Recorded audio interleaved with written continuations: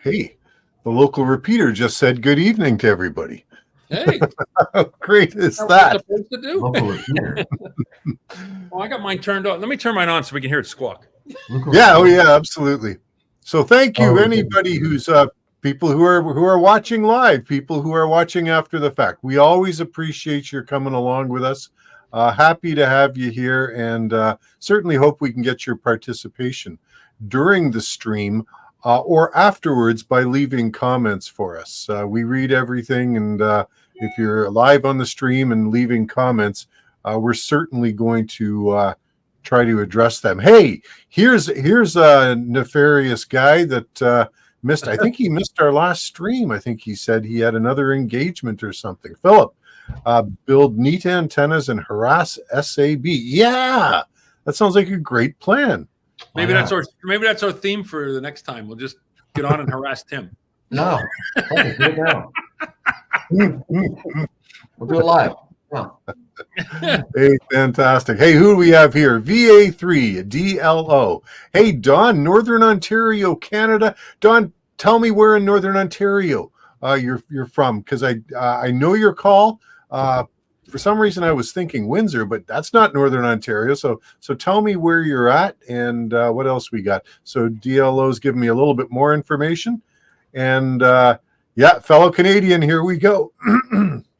It's always nice to fly the colors. Okay, here we go. So we got Philip coming back and saying here, Don, KC0,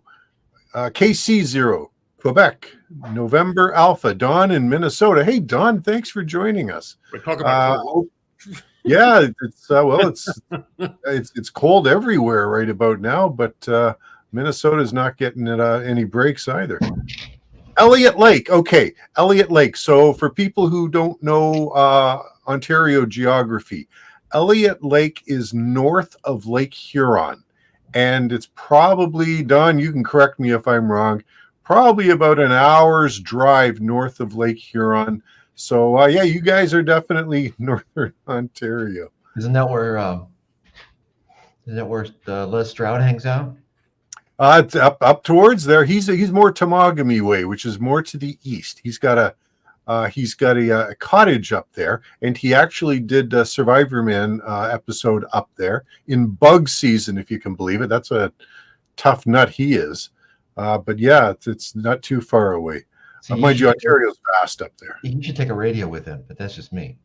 I agree. Absolutely. Yeah. Hey, Don from Minnesota. Howdy from Burley, Minnesota. Don't you know? You got to say it the right way, though. Minnesota, right? Oh, is that right? Have I got the pronunciation wrong? Yeah. No. They actually pronounce the T like a T. Minnesota. Oh, and I'm slurring it a little bit. Oh, well, so we all do. but here's the thing. Here's the thing, right? The big city that's about 30 minutes to the east of me. What's the name? Windsor? The Maple Leafs play out of there. Toronto. Right. The correct pronunciation really is Toronto, but people up here don't say that. It's like Toronto. Yeah, it's like that. I guess it's a Cincinnati type thing, because don't they do the same thing with Cincinnati? No, I don't know. Yeah.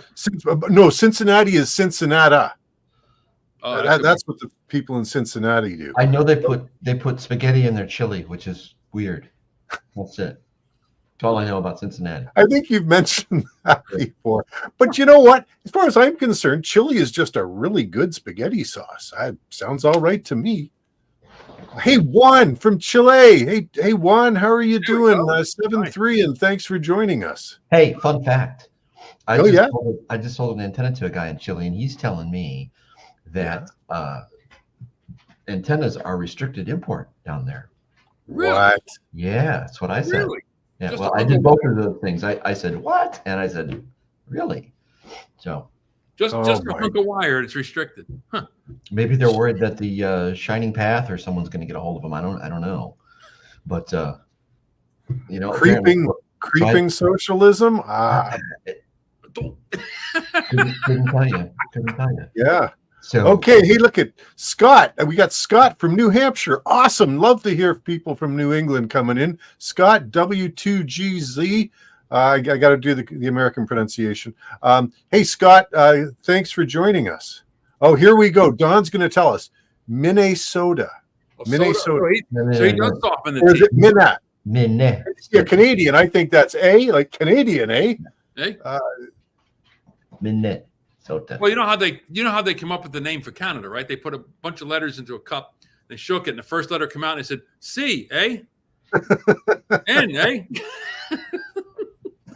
Back in the 50s and 60s, I remember growing up, and there were a whole bunch of companies named Adenac Hardware, Adenac Plumbing. It's like, what the heck is Adenac? And people just took Canada and put it in reverse order and named their company after it. That was a real thing. Huh. Okay, I am in Gaylord, Minnesota, or 65 miles southwest of the Twin Cities. Well, you're in the tropical section of Minnesota. That's right. That's right. Yeah. Yeah, Which is funny, right? And if he's a Vikings fan, that's too bad. My wife's a big Vikings fan, so once again. I just got back from Grand Rapids up there. Grand Rapids, Minnesota. Hey, VA3 Don. So Don will know what I'm talking about, because I just mentioned that jokingly, because here I am in southern Ontario, and the people in northern Ontario say that I live in the hams, right? I get talking to a ham up there. Oh, you're in the banana belt. Yeah. It's because we don't get the winters. They do. Your trees have leaves. Yeah. They have trees. All right. So Don is a big POTA guy. Very cool. Don, make sure you come back and let us know. And I'm running behind on the comments as we get going here. It's wonderful to see the participation. I'll get to your comment, but Don, let us know how many parks have you activated? What's your contact count look like? Give us some stats. Let us know if you're a big POTA guy, and Minnesota's the land of Paul Bunyan. You got to be doing some good big things there. So I want to hear about those. All right, let's talk about. Here we go back with Philip. Saltines, crackers, in your chili. That's interesting. So my wife is Portuguese, and their hearty dish was to mix rice with chili. I thought that was a great idea, especially if the chili is really spicy. So she's Portuguese. Does she eat linguiça? I've never heard that word. Well, it's a Portuguese sausage. So my father's family was in New Bedford, Massachusetts, which is a big Portuguese. In fact, my great grandfather was off the boat Portuguese. So I got some Portuguese blood in me, and we used to eat linguiça all the time. It's great. Oh, geez. Now, kielbasa, but it's a different season. You must be familiar with chorizo. Oh, sure. And so I know that the Italians have it as well, and that's like a local pronunciation. Yeah, chorizo, where most people would call it chorizo, or something similar to that. Or us terrible Americans call it like chorizo. That's right. Oh, I'm running way behind, guys. I gotta catch up a bit here. Okay. K2CJB, loved your mobile truck install a lot. Thank you. It's still in there, still works. One day, Chris, one of these streams, you got to literally put together a slideshow for us, just to walk us through it. I think that'd be great. Yeah. You did such a nice job with it. Okay, Dan, hello, fellow outdoor hams. Hey, glad to have you with us on a chilly winter's evening. Not an outdoor ham today. No. Well, you know what? If I didn't work full time, I'd find a way. And we got Winter Field Day coming up, guys. Madness. So I know Tim's going to be out there. Okay. All right. Hey, Don says he would love more help on mobile grounding. You know what? That's a common thing. It is. You go out. Find one of those charcoal grills in the park, the kind that they've cemented into the ground. Yep. Well, I think he's talking about in the car. I think he's talking like bonding, when you're trying to get all the different elements of the vehicle to the same potential, RF potential, and you have to do like you use this. Okay. Well, can't you ground to the chassis? I don't understand. Well, yeah, but you have to do it multiple places. You can't just run a sheet, like a braid from like the body to the chassis, because you have to. The exhaust system actually floats, so you have to bond that to the chassis. And okay, it's a lot. Wow. There's a lot you have to do. Yeah. Good stuff. Okay, just going to move down the list a little bit here because we got some other stuff. So DLO, Dan's coming back. Dan, I'm hoping I'm getting your name right. I know it was either Dan or Don. I got to scroll back up. Don. I'm sorry, Don. I'm gonna practice your name. So he's kidding with us. All right then. Lost Iowan. Well, hey, he's a brother of Kevin, our QRP friend from Iowa. All right, Andy Holman. Not so flat. Sorry, no. What's that? Minnesota's not so flat. That's big change, isn't it? Yeah. Land of lakes. Andy is from Michigan. Hey, thanks for joining us, Andy. November Bravo 8 Fox. Great call too. All right, so Philip's doubling down on the saltines. So I think he's got a favorite. And you know what? So I'm going to cut Philip some slack here. I mean, he must know his chili, right? It gets so doggone cold in Georgia in the winter that sometimes you have to put a little windbreaker on. They put like okra in it. And I was going to say, you were saying Georgia cold? What? Andy Schmidt, 4 is my check-in number, coming from minus 22C in Western Alberta. All right, another fellow Canuckistan. Wonderful to have you with us, Arnold. Thanks for joining in. Minus 22. My manager at work, he lives in Calgary, and he's been giving me the daily updates, the horror stories of minus 35 with wind chills, colder than that, and it's like, they talk about Eastern. I don't know if you guys hear the same thing, Eastern U.S. and Western U.S. Mm-hmm. But here in the East, we talk of the guys from out West. They're nuts, right? They're insane because they'll say, "Oh, it's minus 30, whatever, big deal." But they'll say to you, "Oh, the coldest I've ever been was in Toronto when it was minus 4 because it was so humid." Come out the lake, man. Yeah, it feels colder than minus 30 out west, and I have a hard time with this concept, never having experienced that. I give up checking numbers. I just do the Ollie the Weatherman thing, Cold. It's gonna be cold. So there's an app I have. Canada, we have something here called the Weather Network, and I've noticed in recent weeks there's a banner at the top for you to click. Is it cold enough that I should wear gloves? And it's like, you need an app to tell you that? Yes. Now I guess the answer is yes. It's a dry cold. That's funny. Yeah. Hey, Don. Don says there's only 3 inches of snow so far. That's really? That's amazing. Wow. Hey, we got Steve, Kilo 2 Charlie Whiskey, another great call sign. Hey, Steve, thanks for joining us. Nice to have you on board. All right, and what else we got? We got Philip back. UCLA is down near me, upper corner of Lower Alabama. I've heard of urban sprawl, but I had no idea UCLA extended as far to the east as Georgia. All right, that's a California university, isn't it? Yes, it is. But I think he means Louisiana. I'd help him out if he didn't say, harass me, but. Yeah. Okay, here's Don. Chili be awesome in minus 35C up here. Oh, yeah. There's nothing like fresh. And I make chili. I made some on the weekend. Really? And, I opened a can of Hormel. Hot with beans. So we do it. And did the dogs enjoy it? They get some. They always get some. They get some of everything. Oh, it wasn't for them. Oh, okay. So you fed your dog's chili. Mm-hmm. How'd that work out? He eats what I eat. Anything. He eats what I eat. All right, Don. Okay, Don's getting back. Our POTA guy, Wow. big POTA guy from Minnesota. I have 30 activations. Well done. 1,671 confirmed Wow. QOs. Wow. Well done, Don. Awesome. Say Great hello. stuff. Yeah, say hello. Oh, there's the pooch. He's asking Hey, for there he is. What's the doggy's name? His name's Gridley. Gridley. Charles Vernon Gridley is his name. Charles Vernon. Oh, I like it. It's very distinguished. For the naval historians out there, they know that. So, Okay then. Don, as a hunter, he's got 261 contacts. What else is Don saying from Minnesota?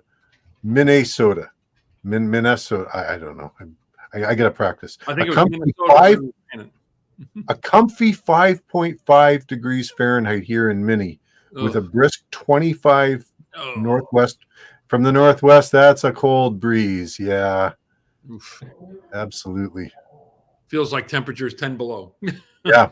Will Gilliam, hoping to get an HF station. Maybe a used 7300. Wish me luck. From Kilo India 7. Oscar X-Ray Alpha. Hey, Will, good luck to you, my friend. All the people that I have heard on there, it's funny, tuning up and down the HF bands. It sure seems to me like 50% of people are running 7300s. And I've never heard anybody say anything bad about them. That's right. I don't think you can go wrong with a 7300. So good luck with that, Will. Okay, back to Don. Mobile grounding. Many ways you can do that. Virtual ground planes or run radials on the ground. Okay, so we're talking about a parked situation. If it's parked, that's different. Correct. Didn't you just do a whole chicken wire thing? Yeah, that was, but that had nothing to do with the car. We were out of the car and well away from it at that point. So, okay, so Don weighs in with further. If you're portable on foot, Yes. Yeah. Or I think he's weighing in where you did, Chris. Use grounding straps. Yeah. On the car. Yeah. Okay, Don, I do the grill thing when in park for sure, but mobile ground to chassis is a big thing. Yes. In multiple places. Yeah. Okay. Now, hang on a second. I've never done this, all right? But it seems to me the last time I installed a car radio, there was a ground in the wiring harness, right? I mean, does the wiring harness itself ground in multiple places? Can't you just hook into the wiring harness and use the ground there? That's a DC ground. The problem is with RF is that motors have a lot of noise, RF noise. The ignition, yeah. Right. And the exhaust system, as an example, can actually act as an antenna. So for that noise. So what you have to do is ground that, get the exhaust system to RF ground.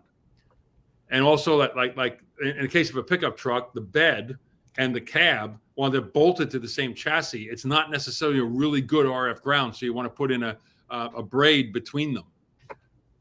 Same with like the hood on the engine compartment. You want to put a braid around those hinges just to make sure the DC ground may be there, but the RF ground is not that good. So that's why you can't put enough straps in to get the thing grounded right.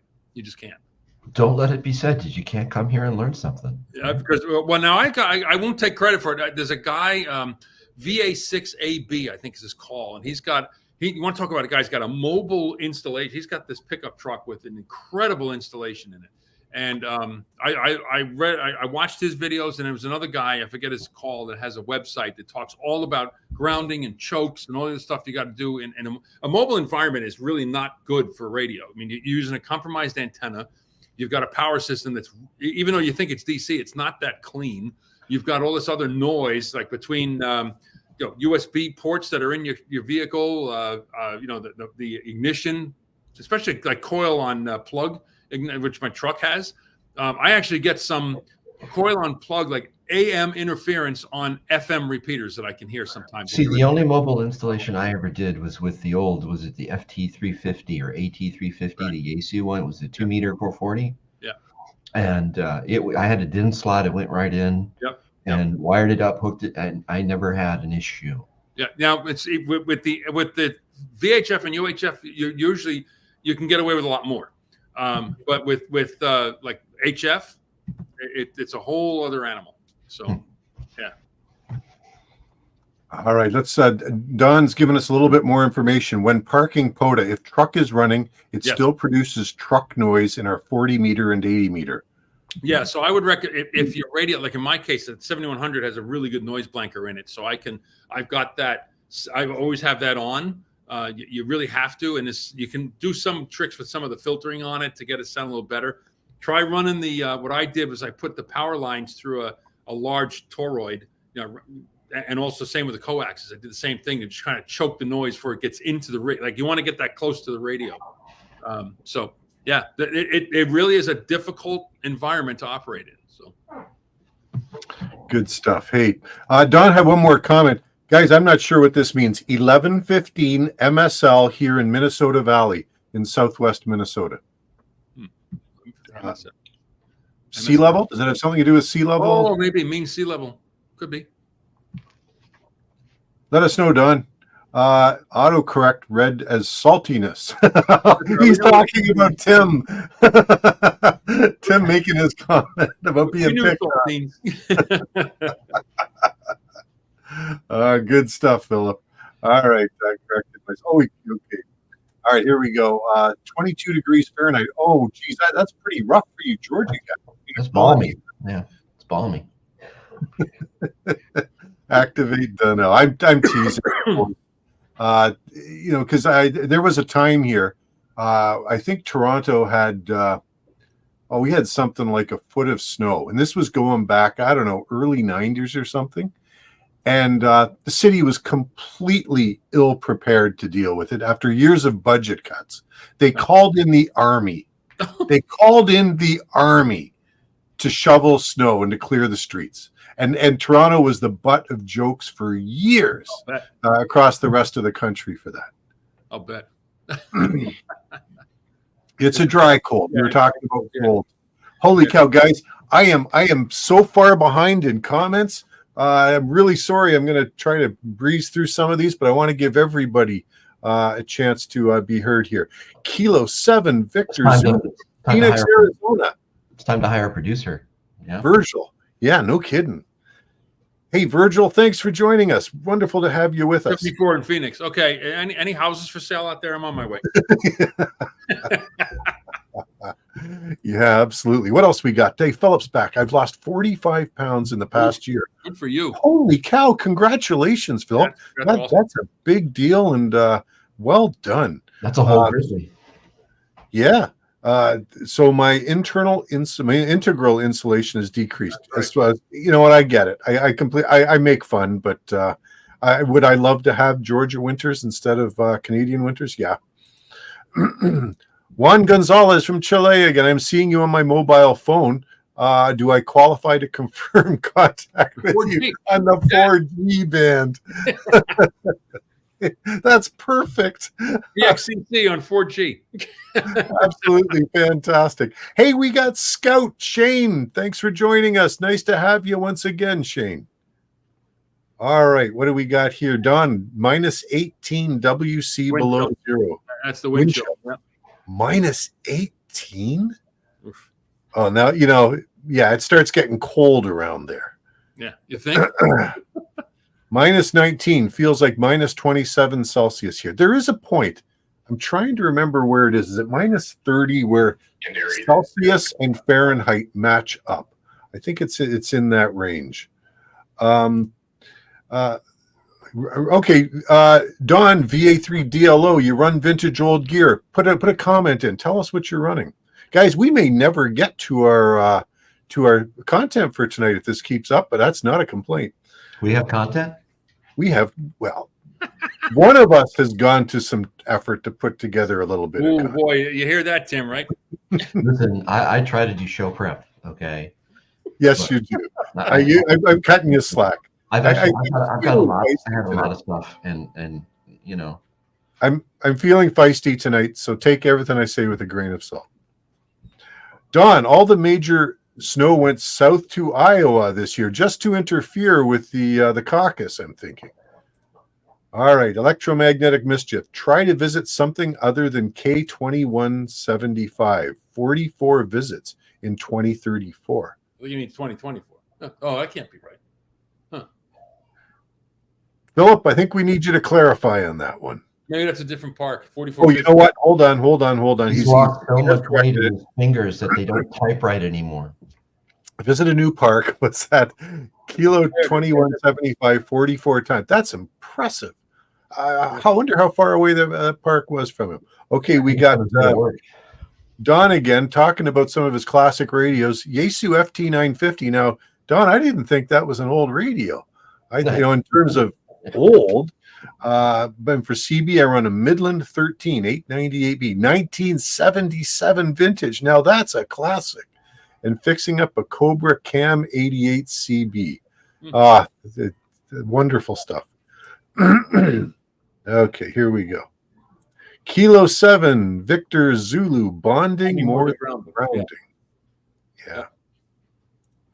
All right, Don, for POTA, he uses a 480 SAT. Now, Don, I'm thinking that is not the 200-watt version. That's got to be the 100-watt. And correct me if I'm wrong, guys, but I believe that's what Kim, K6YYL uses. She uses a 480 as well, very successfully.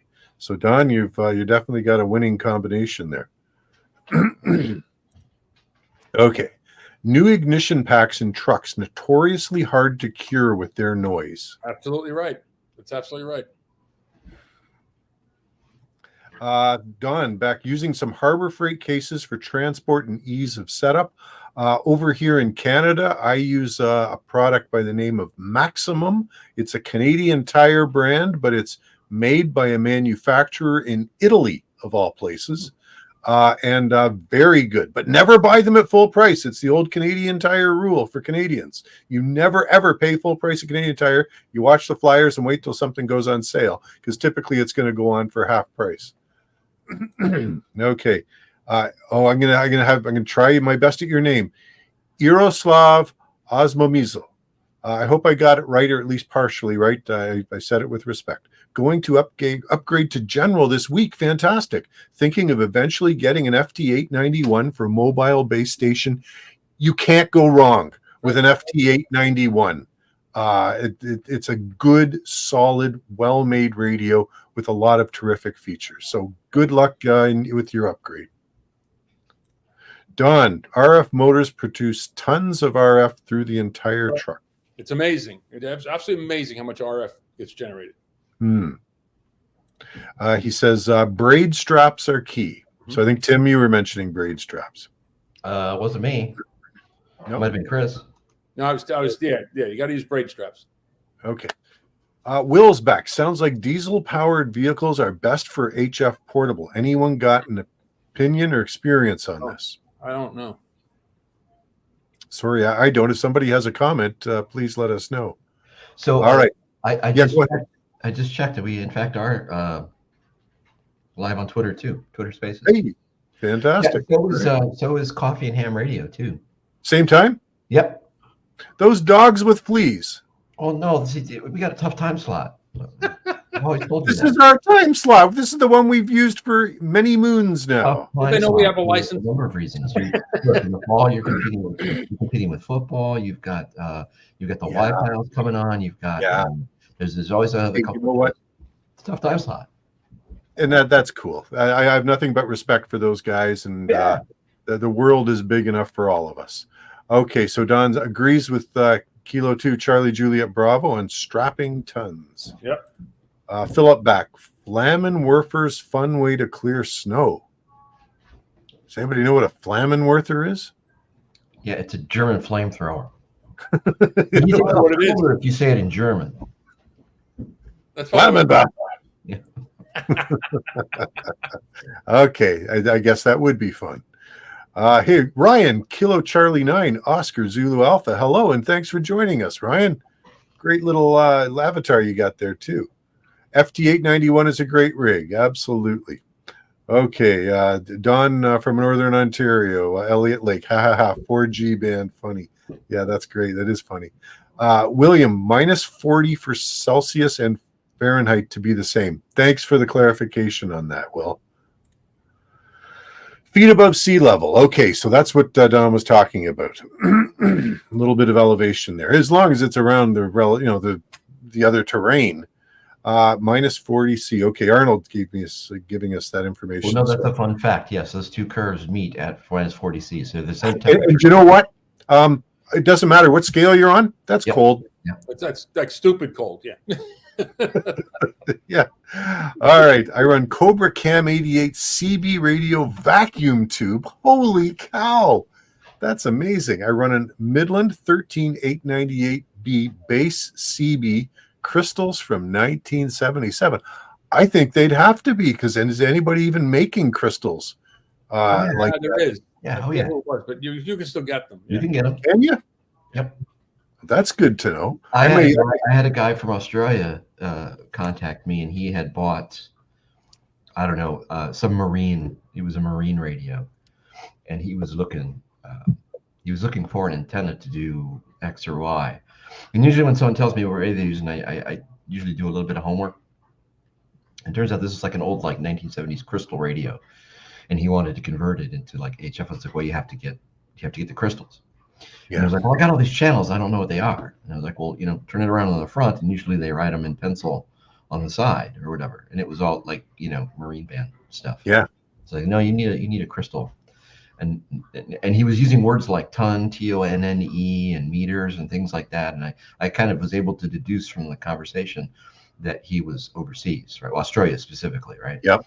And it was like, oh, okay. And I was like, it's like, yeah, but you probably don't want to buy one for me because it'll take a month for me to ship it to you. And he goes, oh, I didn't realize you were in the States. It's like, okay. Yeah. Cool. Excuse me. I am planning to active on Saturday with a expected high of 10 above zero. Ham radio stuff. Your trooper. Hey, Don, take a moment, if you don't mind. Give us a comment. Tell me how you're going to dress. And are you going to be in the car? Or are you going to be outside of the car? Because if you're in the car, it doesn't matter how you dress. But if you're actually going to sit at a picnic table or something, I'm curious to know what your secret is for dressing in seriously cold weather. I'm pretty sure he's not going to be sitting at a picnic table. Okay. If he is, he's a real hardcore POTA guy. Well, not after all that mobile discussion. No. Okay, let's so Don, he also has an old Kenwood TS530 he needs to look at fixing. That's a fun project right there. Excuse me. Okay. What do we got here? Hey, here's Yaroslav. I hope I'm getting your name right. Funny, it's 12 degrees Celsius in Texas, which is considered freezing here. And the last time it snowed, things are pretty catastrophic. Well, you folks don't even have snow plows down there, do you? You don't have anything to clear stuff. I don't think you do. But now, West Texas, doesn't West Texas get some pretty doggone cold weather? Oh, it sure does. Yeah. Yeah. When we used to round up the cattle out there on the horse in January, in Abilene, the winds would be coming out of the west. Get a mighty big snowstorm. Remember the Alamo. All right. Does anybody here doing D-Star HF while in POTA mode? Hey, good question. Wow. Haven't done that myself. All right. When we do POTA, we seem to get a lot of the VE3 guys around Hamilton and Montreal areas. So Hamilton is literally right next door to me. I was born in Hamilton. For years I worked in Hamilton. I drove from my town, Burlington, which is neighbors Hamilton. So I'm very familiar with Hamilton. There is a group of relatively new hams. When I say relatively new, they've probably only been in the hobby 5 or 6 years, and I hear them all the time on one of the local repeaters, and they are so gung-ho on POTA. These guys are incredible. Now, I can only presume they're retired because they're going out all the time, and they're just and they found some parks that overlap, because there's a number of parks that when you go to there, you're not just activating one park, but you're activating multiple parks. Yeah. There's this thing called the Niagara Biosphere, which runs along the Niagara Escarpment all through this area. And if you've got a park within there, and the Niagara Biosphere is a UN recognized entity, then it counts for an additional park. And I know some of these guys work from parks where they get, it's like there's 3 furs or 4 furs. Wow. So yeah, these guys are nuts. And so if you've worked anybody from Canada, that's a VE3, chances are great that it's those guys. No, hats off to them. They've done a lot of stuff. Okay, Don. Let's go back. Another Don. Deutsch Flamer through. I think that's more German flamethrower stuff. All right. That's all right. So, Arnold, does the weather, temperature, humidity have effects on performance on radio transmission? If so, what frequency bands are affected the most? I know that the sun has effects on which band to use. Which of you two guys want to take that one? All right, I'm going to go with. I don't know. I'm guessing at this, but temperature I don't think really has an effect. It might, but I think you can get a marine layer with some of the UHF for temperature inversions and things like that. That's true, yeah. But I think humidity may have more of an effect, and probably on the VHF and UHF. Yes. Yes. Yeah. It affects the equipment more than it will the signals itself. Yeah. You get right. The signals, I don't think it may have some, but yeah, you're right. More in the equipment. You get all kinds of crazy atmospheric effects, though. I mean, you've got lightning, you've got humidity, you can get temperature inversions on VHF, and I mean, it does. You know, it does, but it's not. It has more effect on the operators and the equipment than it does on the actual. Yeah, I think you're right. I know. Although it's interesting, like in the winter time, it just seems that like 40 seems to be a little more open. Is that me, or is that? I don't know. So yes, but I don't think that has anything to do with whether the temperature or the humidity. Yeah, maybe because of the sun. And Tim sort of we're talking about HF. So certainly VHF and to a certain extent some of the lower UHF spectrum, you can get things like ducting, where you sit there. I was listening to my rig last summer, and a guy from North Carolina came booming in on one of the 2-meter simplex channels. Well, that's completely unheard of. And he proceeded to rattle off, a dozen different contacts with people in my area, and boom, he's gone. So there are things like that happen on the VHF and UHF bands from time to time. 6 meters is another would be affected by something. Yeah, for sure. But Tim, I think you made a really good point, because you're talking about, okay, let's talk about conditions, summertime versus wintertime. And we tend to think that 160 and 80 and 40 are better bands to work in the winter than in the summer. But a lot of that has to do with atmospheric noise, i.e. Thunderstorms. You don't have thunderstorms. You don't have that QRN pushing the S meter higher. Well, the other thing too is, of course, you get longer nights, right? So there's less, less ionic interference in the atmosphere in general in the northern hemisphere. So, like I said, the other day I was working 160, and it was nice because just being 20 below and dark at 4 o'clock, you just get that whole 160 meter vibe, for lack of a better word. Yep. That's a great question. Great question, Arnold. Thanks for raising it. I'm no expert on that. I'm sure there are people who are a lot smarter than me who could weigh in and give you additional detail on it. But as far as from my perspective goes, I think we've done a pretty good job of covering the basics. All right, we got Don. Hey, I need an Amphenol connector mic for my Cobra Cam 88. Anyone know where I can get one? You go out. I'm not sure I know what the Amphenol connector mic is. That the ring that the screws on, similar to what ICOM uses? Yeah, like or is it a 4-pin with the screw on? So here we go. He says a 4-pin Amphenol connector. Yeah. 965. So that was a pretty standard connector back in the day. So, right? Yeah, back in the 670s and 80s, I'm thinking. Yeah, the 4-pin CB mic connector. Yeah. Okay, so I'll let you know if we get something on that, Don. Hey, Mike, N2MAK, he's late, so feel free to start over. Okay, guys, I'm going to roll this back up to the top of the comments, and we'll run through this again for Mike.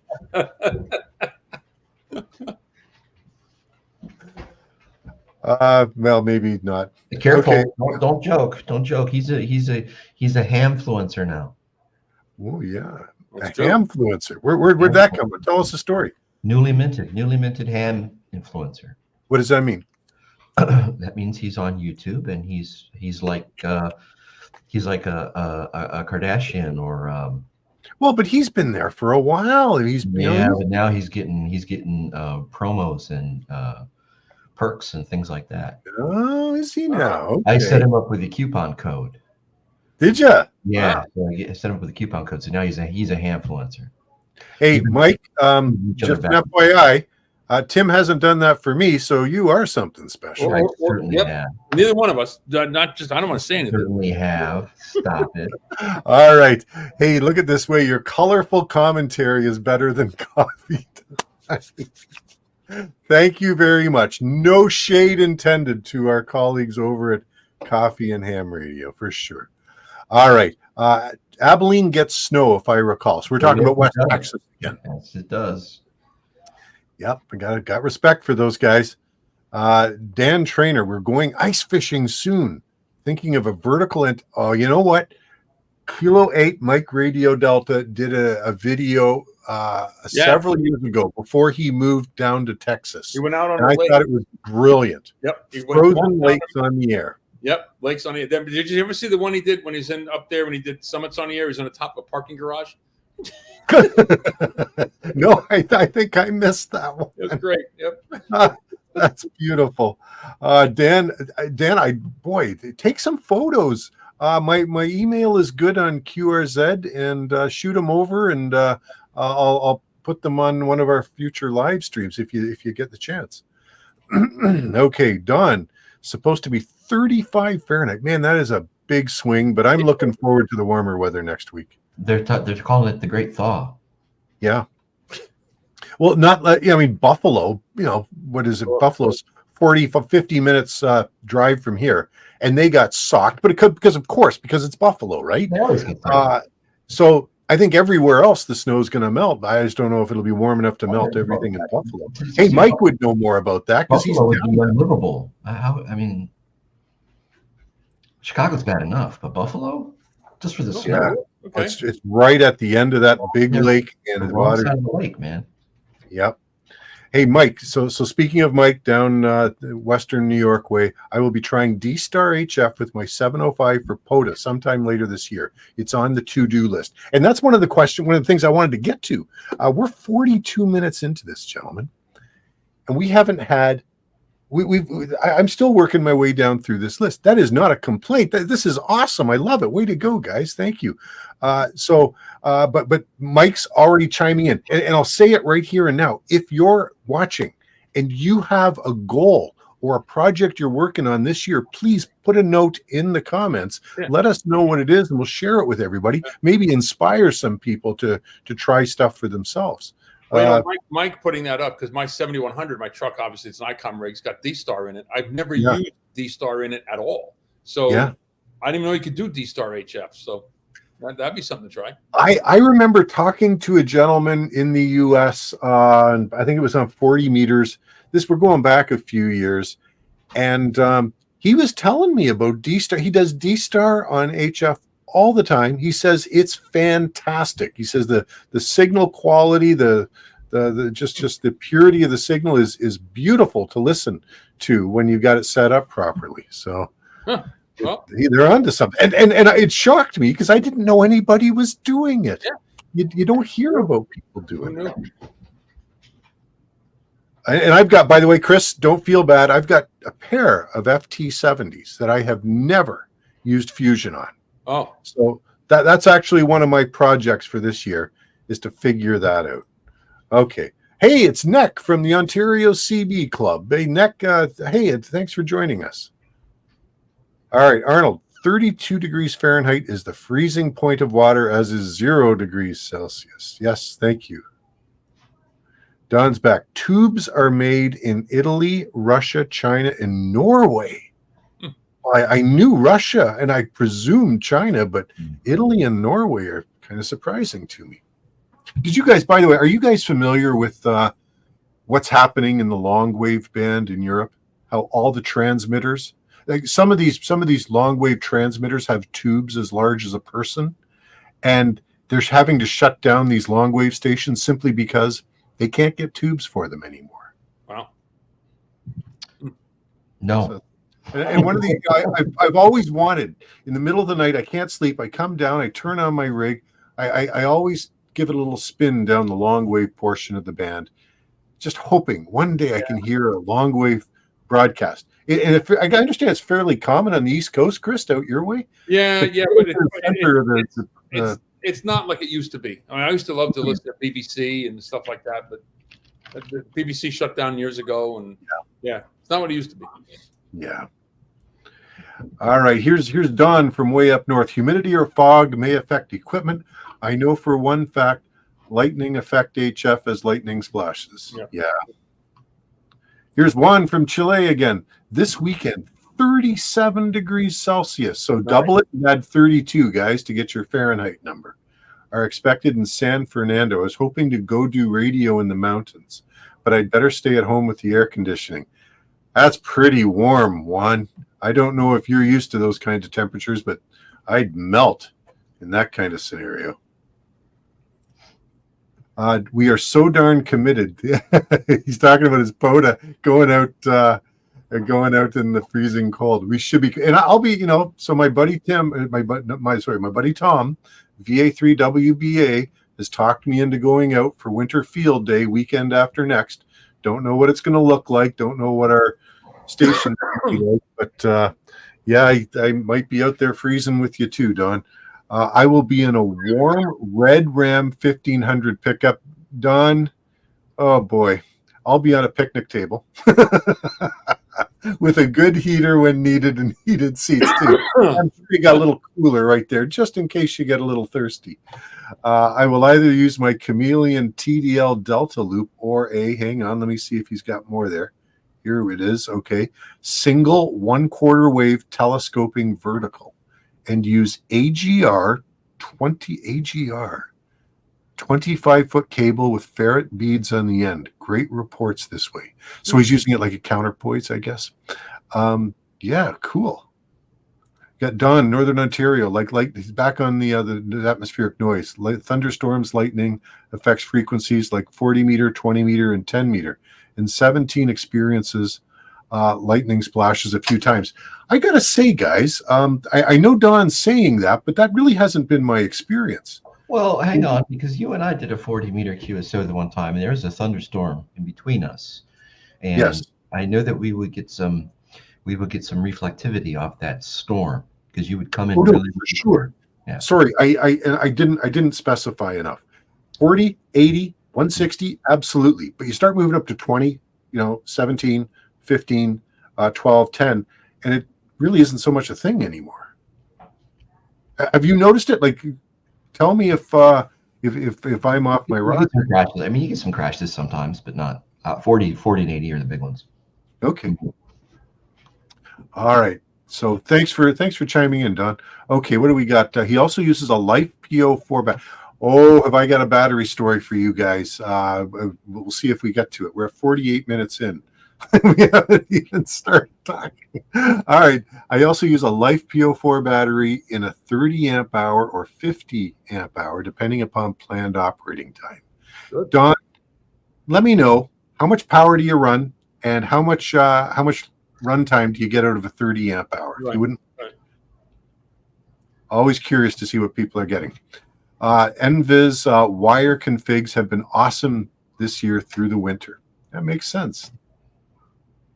He's also saying wires at 25 feet high or less.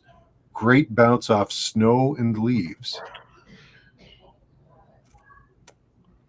I don't know about that.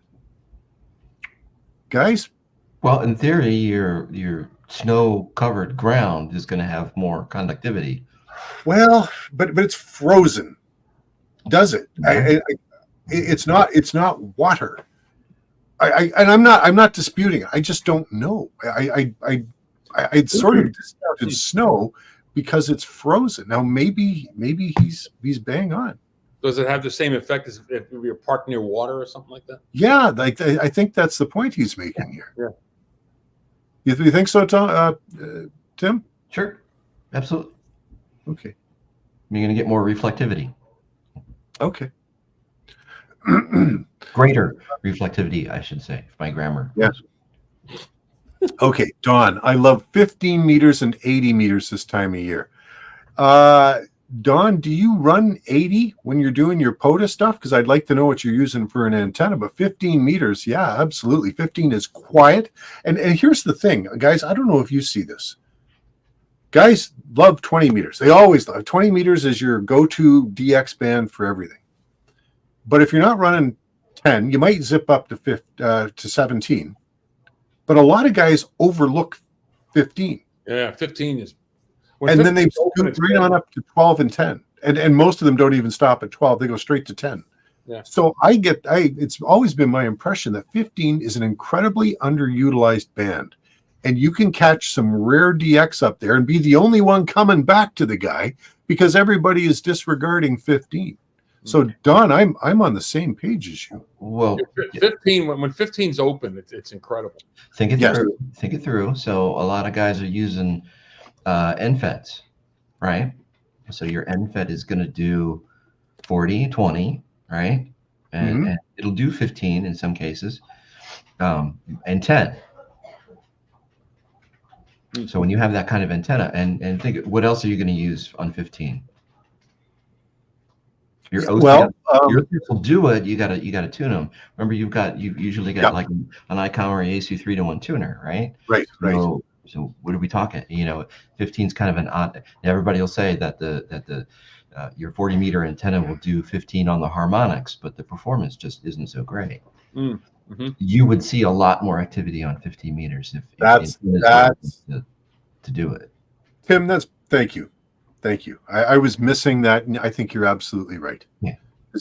Even I'm thinking to some of the antennas, the multi-band antennas that I have, and high-end Fed, a brand that I've used in the past. When they sell you one of their antennas that's 40 through 10, they put 15 in brackets because they say needs a tuner. So it's not resonant the way the other bands are on those antennas. And the ones I make, they'll do 15, right? But 15 band is kind of narrow when it comes to those antennas. That again, the 40 meter harmonic isn't really in practice as it is as good as it is on paper. Yeah. I think so. If how many people are really using like the old fashioned tri-element? I mean, a 3-element tri-bander up on a roof. That's what I have, and that's what I use 15. So I mean, it's designed for 15. It's one of the bands that it's designed for. I mean, it's got some traps and stuff on it. If you want to work 15, the best thing to do is have just a 15 meter mono band. That's it. Rifle. There you go. That's right. It'll work like a champ. Or I had a fella who asked for, actually Gavin down in Australia. I was talking to him, and he was looking to do a 15 meter half square, and I just didn't get around to it, but I want to do that. Speaking of projects for this year, I want to do a couple of different half squares, 15 meters being among them. You made me one a while back. I don't know if you remember. Did I? And I actually used it at Field Day a couple of years ago. Yep, that was the old school one. I have a different design I want to try this time around. Okay. Interesting. We'll talk about that. I don't remember. So yeah, no, for sure. And I think it would have worked. I just don't think conditions were very good when I was trying it. Yeah. Okay, so let's. Sorry, guys, I'm running 15, behind you. Right?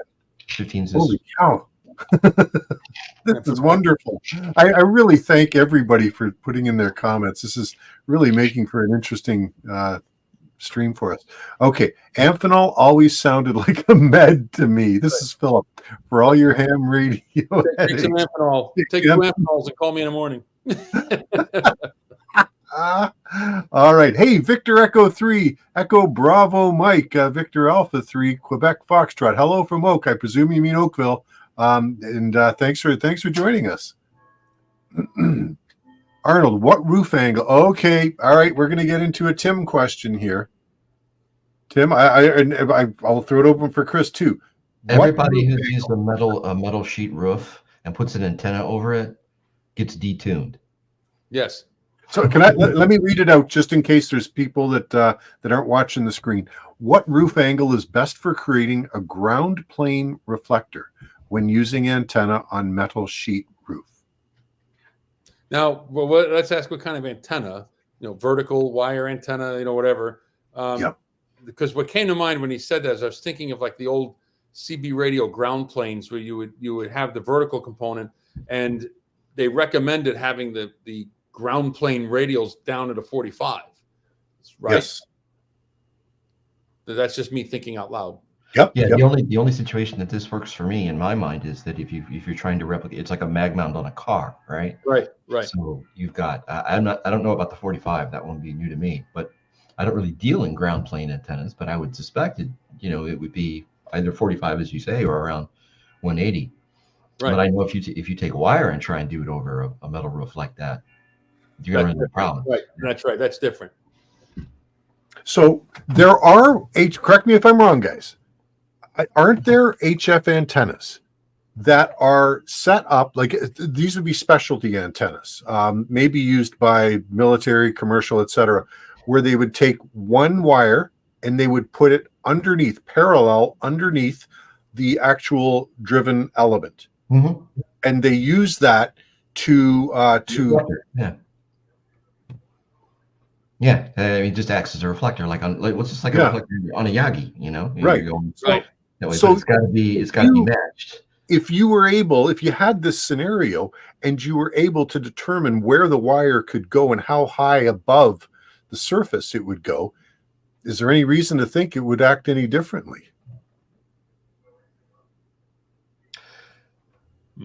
In theory, no. Right. That's right, in theory, but you don't know what metal is in the roof, and it'd be fun to play with. There's all kind. Well, yeah, but the distances you're talking, right? You could need to be 20, 30 feet over the well, road. That's going to be practical, and it's got to be matched, right? The reflector is a specific distance behind that driven element, right? Yeah. In order for that to work, right? And then you're reflecting straight up, at least on a flat roof. So. Yep. Yeah, I don't. That'd be quite a project. Philip will probably pop in the chat and say something. He's thanks for the question, Arnold. Hey, Mike's coming back. He's talking about weather in Buffalo because I mentioned Buffalo. It's about an hour west of him. So I think Mike, you're in the Finger Lakes region. I think. So sorry, I think I put you in the wrong. Yeah, on the other side of the Poconos or something like that. No, it's north of that. Yeah. And it's night and day. Okay, they're getting feet of snow, but we're just getting a few inches. Yeah, don't move to Buffalo, Mike. I think you're doing pretty well right where you are. Mike is also saying there's apparently a D-Star HF net on Saturday afternoons and Sunday mornings. So there's your chance, Chris. There we go. I'll check it out. All right. Don Burgess. It's not really HF though. well, I mean, it's not like picking up your Baofeng and talking to a guy in Australia now, is it? I'm just teasing. There are a lot of hams in ice houses who use verticals or wire antennas. Very good times running down wire fish holes. Running wire down fish holes. Sure. Well, that would be a heck of a counterpoint. A little sinker on the end of it, and plop. There you go. Jeez. Yeah. And I heard muskies like those sinkers, so you could end up with a 2 There's for no 1. that says you can't bait it. Yeah. All right, here we go. Laying long wire on top of the ice in the depth of the lakes helps show propagation of height value. He's right. Oh, that's interesting. He's right, because in theory you're sitting on the top. You're sitting at the top of a giant canyon, right? Yeah. So why not? That's really interesting. Yeah. Why not run a 80-meter, wire now that you're 40 feet over the ground or 80 feet over the ground? In theory, right? That's really interesting. Okay, Don comes back. A new way to ground loop. Arnold, guys, I'm more into the science of design when it comes to the best environment that suits the antenna. Hey, good for you. Never would have guessed. Yeah. That's good, though. Exactly. Good. That's pretty cool. It's nice to see somebody fooling around with this stuff on a more technical level. Okay, Don, every Sunday a D-Star HF net starts on, I don't know what it is, REF030C around 1 p.m. Central, as I recall for a time. Do you know what? Is that a room? No, that's got to be that's what I'm it's got to thinking. be a node or something that they've got. Oh, okay. See, it's not real radio. There goes my lack of digital knowledge exposing itself. All right. Then they moved to 17 meters, 18152. All right. Okay, here we go. So this is Don from Northern Ontario. Once I made a wooden Yagi with a coat hanger as element. A wooden Yagi made of a heavy 2x4. Thing was whacked, so big, bulkier. My first home VHF antenna. I did something similar. Don't laugh. I did, yeah. No, I'm not laughing at all. I think this kind of experimentation is fun. Yeah. That's what it's all about. That's right. Absolutely. I have. So mine wasn't wood. Mine was, those stupid fiberglass poles that people stick in their driveways by their mailboxes. Okay. Yep. So the snowplow doesn't take them out. Yeah. I think I did something like that with some wire at one time. It was like one of my first for like a 2-meter beam. It was wacky. Yeah, it was glue and tape and just shit all over the place. It was awful. But it worked. Did it? I don't remember. I tried to get it up in the air and the thing just fell apart. Fell apart. So just all kinds of stuff. A few years ago, some YouTubers were doing silly things for antennas. I think even this past winter, somebody did Christmas lights as antennas. Mm-hmm. I've had this idea, given the nature of my channel, I've got to get out there. I've got to figure out which balun to use, but I want to set up one of my tent frames. The telescopic frames that you put the fly and then the tent body, it holds it up, and see if I can radiate maybe a pair of those. So that's on my bucket list. I don't know if I'll get. You could phase them. That'd be fun. It would be, wouldn't it? Oh. All right. Try getting a single tube for Heathkit SB230. A tube 8783 can cost you next of kin prices. Mm. Yeah. Speaking of that, someday you won't be able to get them anymore. I remember when I had my TS830, it's the hybrid tube, right? So there was a pair of tubes on the one side, and then like the main tube on the right side, and they have to be matched. You can't just go buy tubes and plug them in, right? And it was a challenge even then. And this was new old stock from RCA. So the boxes come, and they come in these little boxes, and they're all yellow, and they've got the crazy like 1970s colors on them and stuff like that. Yeah. It was a trip. It was a trip. That was. Speaking of Don's comment about, I'm just going to pass along an anecdote here.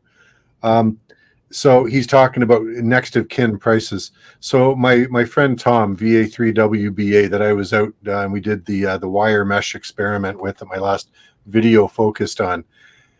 He was telling me a couple years ago, his he wanted to take his team out for lunch. So they went to one of these specialty burger places, that have been popping up all over the place. There's one called Five Guys. There's Burger Priest. I don't know if you guys have stuff like this. He says, so he took his 4 guys. He went to get them a burger, and he says, it cost me more than $100 for 5 hamburgers. He says inside, and he's a big Polish guy, a big imposing Polish guy, right? He says, in some countries, you can buy wife for less. Avocado on a brioche bun. It gets expensive. Absolutely. What else we got? Don Burgess, CQ single sideband worldwide is this Saturday too. You know what? I've never done it in the winter outdoors. One day, not going to be this year, but one day. Don, once again, a nice S1 noise floor in state parks in rural Minnesota. Yeah. Love being in the boonies, as we call it. Oh, there is nothing like it. Don, you mentioned that, and when I did my my Nightmare Before Halloween video this past fall, where I was out at a park with my 817, I had somebody leave a comment saying, did you install one of those noise filters on your 817? The sound was just so clear. There was no stack. There was nothing. And my response to him was simply, it's like, Well, that's what happens when you get away from town. Right. And if you're out in the middle of the boonies, you get an S1 noise level and no noise. Yeah, it's beautiful. Yeah, I did my trip up to Minnesota, and it was just wonderful. It's night and day. Yeah. 40 to 80 meters are the temperamental bands for sure. I guess we're talking about atmospheric noise. That's how far behind I am in these comments, guys. Well, I'm getting hoarse. 40 meters is so bad when you get out. I mean, 40 meters is bad here because it's an urban environment. You've got all kinds of stuff. 80 meters is only temperamental because of the people. Yeah. This is true.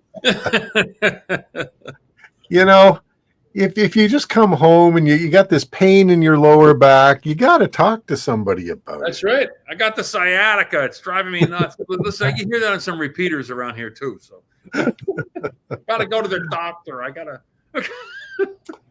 One day we too shall go there. My goal for this year is to get on Grumpy Old Hams. I'm going to try. What is that? You don't know from Grumpy Old Hams?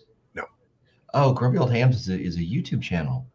Really? Oh, wait a minute. Yes. Yeah. Yes, I think I've seen one of those. Where the guy records, he goes and he picks fights with these guys on like 80 meters, right, in the middle of the night, and they're trying to do their thing, and he comes in and it's like, Obama was the greatest president ever lived, and he starts the whole thing, and then he records it and makes a YouTube video out of it. It's just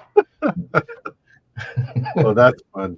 It's awesome. Oh my gosh, I shouldn't endorse that, but it does sound funny right no, now. Of course not. But check it out if you get a chance. I mean, some of it's pretty funny. All right. So Don was talking. We were asking about the TS480 because there's a 200-watt version of this radio, which is just amazing. But Don says he runs 100 watts in phone, so he does. The mode is single sideband. He still only end up with an 80 contact day. Now, this was on the 30 amp hour. He still has 75% of life left on that. That's impressive. That's really good. Don, one thing you didn't mention is how much time did it take to rack up those 80 contacts? If you could, I'm asking for a lot of information, but that would answer something for me. But still, I'm pretty impressed with that. Okay, so what else we got here? We got Don from way up northern Ontario. I rarely use 15. Most bands I use is CB 10 meters, 50 or 80 or 30. Maybe he means 15. Might have been talking into his phone. Okay, there he goes. 10, 40, 20, 80, 17, or CB. That's right. A double bazooka. Okay, I have heard so many good things about double bazookas. In an inverted V with 3 feet off the ground ends. Boy, that's low. And apex is roughly 25 feet up to a big branch. Huh. That's low for an 80-meter antenna. But the double bazookas are tremendous antennas. The one thing that that is about them, of course, they're made of coax, so they're heavy. So you have to have a solid mount for the feed point. That's interesting. Scout 75. Hey Shane, I modified my end-fed half waves to be linked with 15 as the start. Guys, because we got Scout on here, and he's saying this, I want to just show you something. So give me just 1 sec here. Well, you don't have to modify your end-fed half waves to be linked. You could buy one. You can buy them like that. I know a guy on eBay who does that. Yeah. Scout 75, Shane has a YouTube channel. I love his enthusiasm, getting outdoors with his stuff. He's released a video on goals for 2024. He's got goal number 1, CW summits on the air and POTA activation. Awesome. 2, more SOTA activations, I guess, than he did last year. 3, weekly WinLink sessions. That is definitely pushing the boundaries of his capabilities. And 4th, going to the Huntsville Ham Fest. Yeah, that's a big one. I've never been Very there. cool stuff. Yeah. Very cool stuff, Scout. That'll be I hope you can get those all ticked off by the end of the year. All right. Amphenol sounds like a drug. Okay, there we go. All right. Here we got Mike M2 MAK back. One of the 17-foot telescopic whips is a good option. Yes, it for is. 15 meters. I can verify last winter field day, my buddy Tom, that I referred to several times this evening, he showed me this MFJ 17, and I nearly lost it because I don't like MFJ. I just don't. And I respect everybody who uses their stuff and uses it. It's good out of it. But darn, did that thing work well. He had it on a magnet mount on the top of a Toyota minivan, and we made contacts coast to coast to coast all across the U.S. On 15 meters. Yeah, it just rocked. I have that MFJ whip, and I put it on top of the Wolf River coil, and it works like a champ. Yeah, I do the same thing. I have the super antenna. It's the same thing. You put the whip on top of the coil, and but you got to run radials all over the place. And right. But I do want to try the Faraday screen trick on it one of these days. All right. What else we got? So Don's coming in. Chameleon MCOM 2 wire end fed at 64 feet long does really well for my wire applications. Does 6 meters to 80 meters and sometimes 160 with a long counterpoise too. How long is that counterpoise, Don, if you don't mind letting me know? Arnold, we were talking about the metal roof. His roof angle is 5 to 12.6. I don't think I'm reading that right. I don't know how to read this specification. Either of you guys know how to read that? I have to look at it. It's the pitch. It's 5. He's got a 45 pitch. Well, 6 to 12 is 45, so his is probably a little less than 45. Less than 45. Yeah. I don't know what code is out there. I know you can do roof pitches over a certain angle. I don't know. All right. I think it's worth a try. Just put something up, see what it does. You know what? That's half of the fun of ham radio. Just put it up, is playing around with stuff like that. Yeah. Juan from Chile. 3 or 4 drops of Amphenol in your antenna and the SWR will go down drastically. That's beautiful. It's open mic night here on Outdoors on the Air.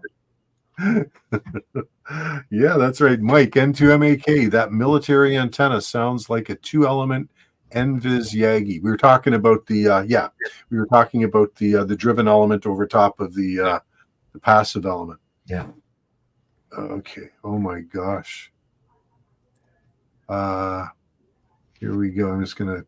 So Don comes back. The thicker the metal roof, and if at say a 15-degree angle, can make a good reflector too. Yeah. Makes for a good DX option. Hey, we got Gearoid Mac. Yeah. Good luck. Yeah, Gearoid Macode. I am buying my first POTA rig. Just can't decide which one, 891 or 6100. Okay, if you're watching this and you haven't put your comment in for Gearoid, put your comment in and you let him know which way you would go on this. Of course, the 6100 is the Zygu, the 891 is the Yaesu. Chris, what's your pick? So for POTA, you're outside. I've never owned one, never operated one, but the 891 can be kind of menu intensive, right? So is that really? I think once you set, it's good to go. And of course, it's Yaesu, so it's Yaesu portable radios, or you could drive a truck over them and they work fine. The Zygu, I've never owned one, so I hear great things about them. So. But I think has that got a display on it, like with the little pan adapter sort of? Yeah. That might be overkill for POTA. No, it's good, but then again, I use an 817, and which is bare bones, but it works. You Luddite, Chris. Hey, it's your fault I have that radio. So that's true. Tim, what's your take on it? The 6100 is cooler, but it only does 10 watts. And if you're going to go out Isn't that there, a 20-watt radio? I'm sorry, you would know better than I. 10 watts, I think. Okay. Oh, that's true. And the 81 and the 891 goes up to 100 watts. Right? And if you're going out there for the first time, 10 watts may not ingratiate you to the practice. You might have a better time just getting started with a 100-watt radio. Yeah, that's a good now, point. The other thing you could do is instead of either or the 891 and the 600, you could think about maybe a G90. That'll give you 20 watts, which would probably be a better experience because 20 watts seems to be that sweet spot power-wise. Just my 2 cents. I respect both of those opinions. The only thing I would say, and I've owned an 891, which I have since sold. I never warmed up to it. One of the issues with it was the fact that it draws a lot of current. That's true. You need a beefier battery. And you know what? So here's the thing, and I'm coming from an older school mindset where I used to use SLA batteries. That's actually a picture of an SLA behind me here. And then now the Life PO4 batteries, they're really coming down in price. Yeah. Where you can now buy a 30 amp hour, like Don was telling us about earlier. He can run for, he can get a, 80 contact single sideband at 100 watts. And he's only drained the battery down to the 75% level. And what can you buy a 30 amp hour battery? I think it's about $100 US right now, guys. To get when you say POTA, what are you doing? Are you pulling up to the park and setting something up right outside the car? Or are you packing a bag and you're hiking up the mountain kind of thing? Or is it a mobile like installed? Good point. That's a very good point. But back to yours, a 30 amp hour. I got twin 40s in mine, 40 amp hours, and it's lightened the load significantly to where my little pack that I can pull around is actually a lot easier. And nice. And maybe you pack a solar panel, and you can you take 2 20s and charge one and run off the other. Charge one, run off the other. The only thing I would say, here's what I would say, and I know there's an awful lot of people using Chinese radios. I am leery of Chinese radios. I know that I can get a Yaesu radio fixed fairly promptly if something goes south with it under warranty. And correct me if I'm wrong, but the Yaesu radios have a 3-year warranty. I don't have to ship it back to China and wonder what the heck is going on with it and how many weeks or months later I'm going to get it back. And I don't think there's a North American warranty facility. Is there? I think if you buy it from like Radiotity or something like that, they'll take care of it for you. I think. Okay. I think. Do they service them in North America, or do they end up going back to China? Who cares? If they send me a replacement or something. It's about time, right? How soon before you get it back is my impression. Don't know. It's an unknown. Does Radiotity just replace the radio? I don't know. I've never had a problem with mine, but it's a fair question. Yeah. Okay. It's a fair question. I also get the feeling, you pick up an 891. It's a bit of a brick. I mean, it's really solidly built. What does it run you these days, too? Well, I'm thinking it's about $600 US, maybe.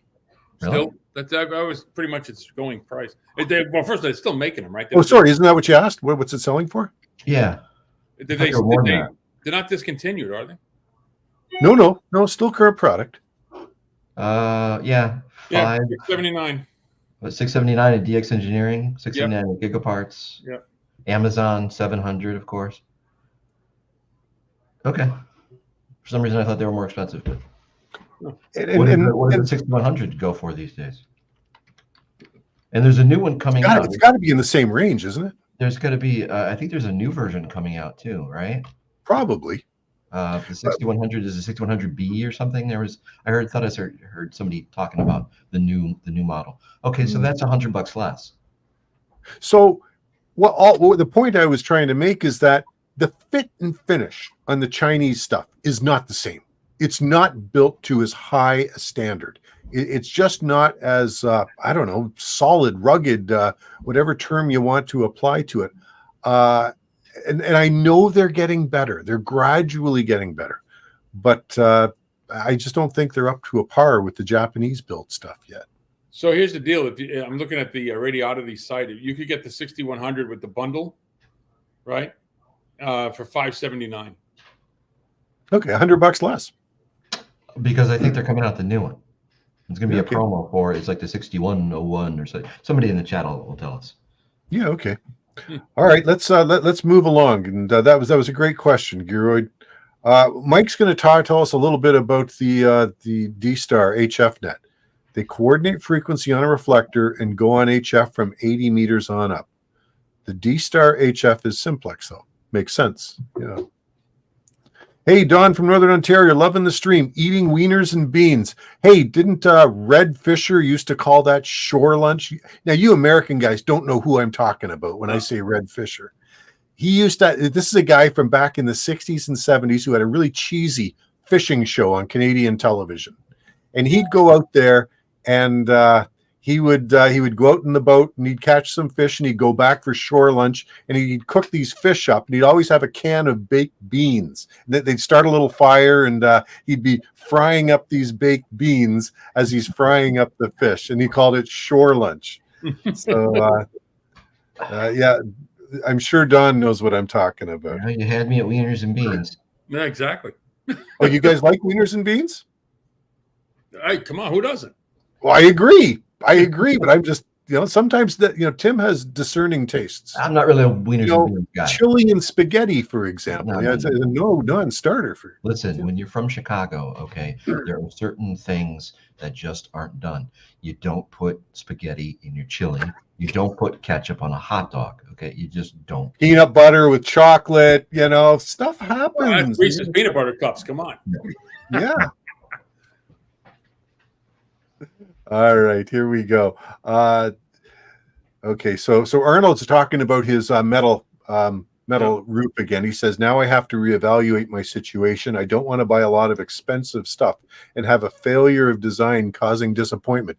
Arnold, you're treading where few have bothered to tread before. You might learn something that's of value to the rest of the ham radio community. So don't give up the spirit of experimentation. I'm not asking you to blow a whole bunch of money. I'm not doing that. I'm saying, but consider doing, if you can play around with it a little bit and see if you can come. I'm more worried about him going up on a 45-degree roof and breaking his neck. Well, that's a good There's that in winter. Well, I don't know if it's winter where he is. So. All right, what do we got here?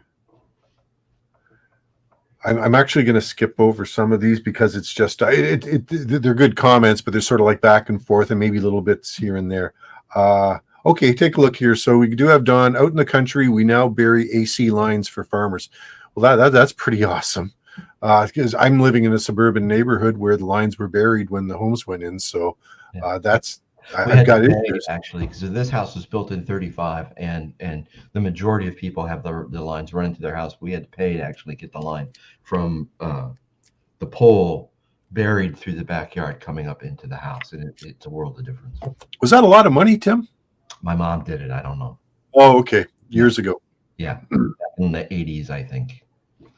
Okay, Don says, hey, you're talking about 80 meters. I so agree on temperaments on 80 meters.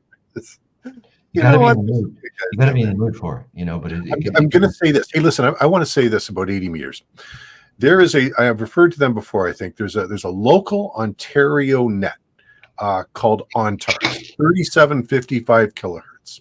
And I listen to these guys every morning as I'm getting into my work because they start at 7 in the morning and they run through. They typically have net controllers up to about 10 or 11 in the morning. And then they start up again, 3 or 4 in the afternoon. And it is such an incredible network of operators. They're older guys, yes, but they come on, they say hi to each other. I am sure that some of these people, this is their reason to get up in the morning, to say hi to friends that they've had for years over the radio. They don't get out much. It's such a nice thing. One of these days, I'd like to think that, okay, I retire and maybe I can become a net control for this. So I see some interesting things on 80, which are actually really nice. Hey, I want to go to Philip now. Look at this. Philip, going to build a 1 wavelength delta loop for 40 meters. What do you think of that one, Tim? I've wanted to do a delta loop forever and just have never gotten around to it. Hmm. They're big. I don't know what I was thinking, but Philip and I were talking, and he's like, "Well, I had this idea for a Delta loop. It's 144 feet of wire." I'm like, "What? I don't remember a Delta loop being that big." But of course, I got, and then of course, I got blueprints and schematics and all this stuff in my email inbox. I was like, "Yeah, okay, I remember now." And I must have been thinking 20 meters or something like that. But yeah, so it's Delta loop. So this is going to be the triangle at the top of the triangle is your radiated. Then you peg out the two bottom corners. Yes. So how tall would that be? How tall would it be? 144, divided by, so it's going to be, I don't know, 14 meters or something like that, I think it would be the height. That's getting up there. You don't have to do it like that though. You can always horizontalize it. It's gotta be up. But you need to get some height underneath that, right? At least half a width.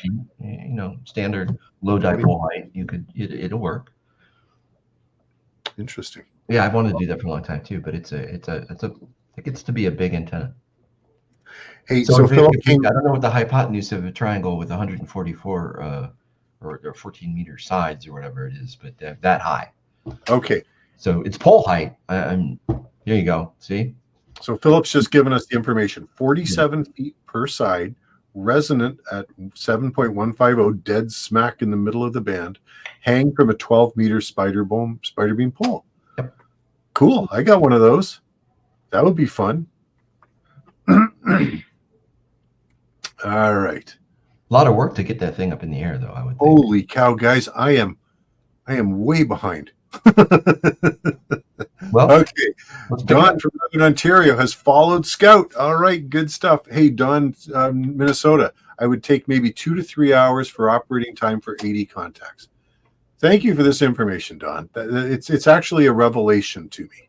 Is that is that with the bazooka? 30 amp hour Life PO4, running at 100 watts with his TS 480. That's impressive. It's pretty good. Yeah. Don comes back. 20 meters is so full lately for my POTA. 15, 17, or 40 are the best for me here. Yeah, that's the thing about 20, and we're going to see this as the sunspot cycle peaks. You're going to have a heck of a time finding elbow room on 20.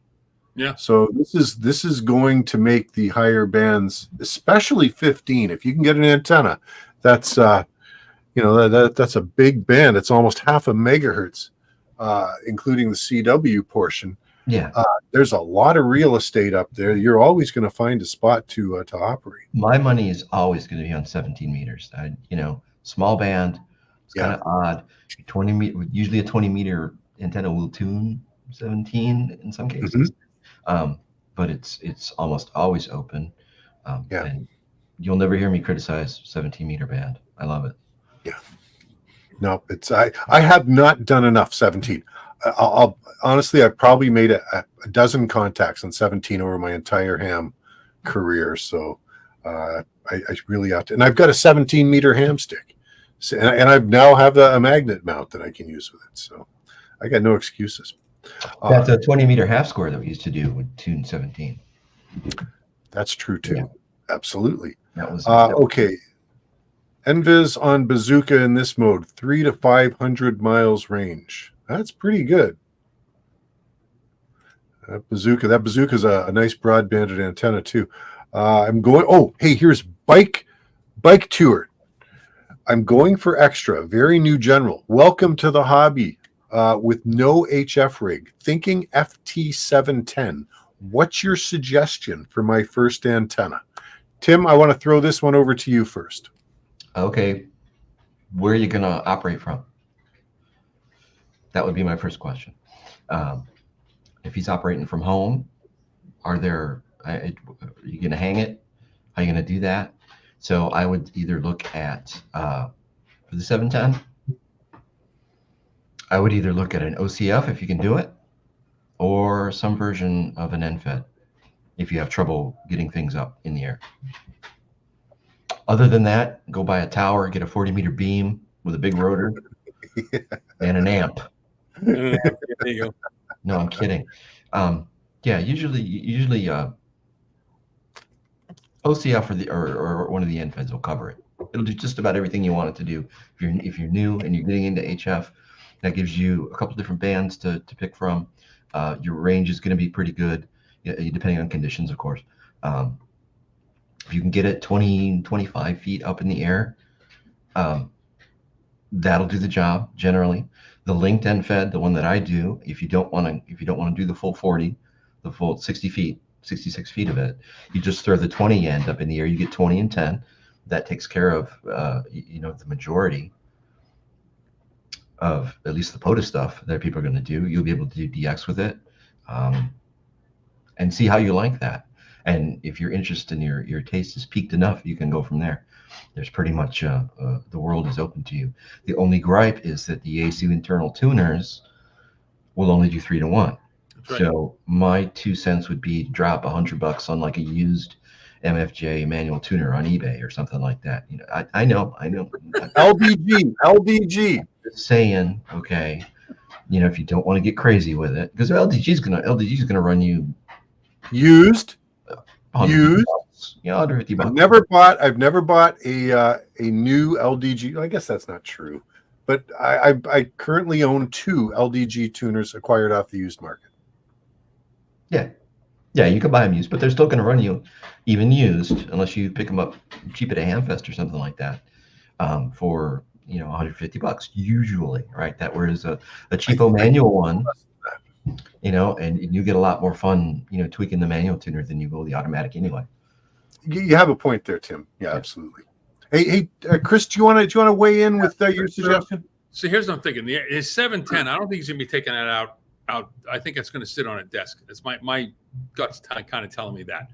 So if that's the case, what I find interesting is OCF's work. And actually, it's funny that a G5RV will not work with the Yaesu tuner. In fact, they tell you that in the manual. Do not use a G5RV with it because it won't tune it.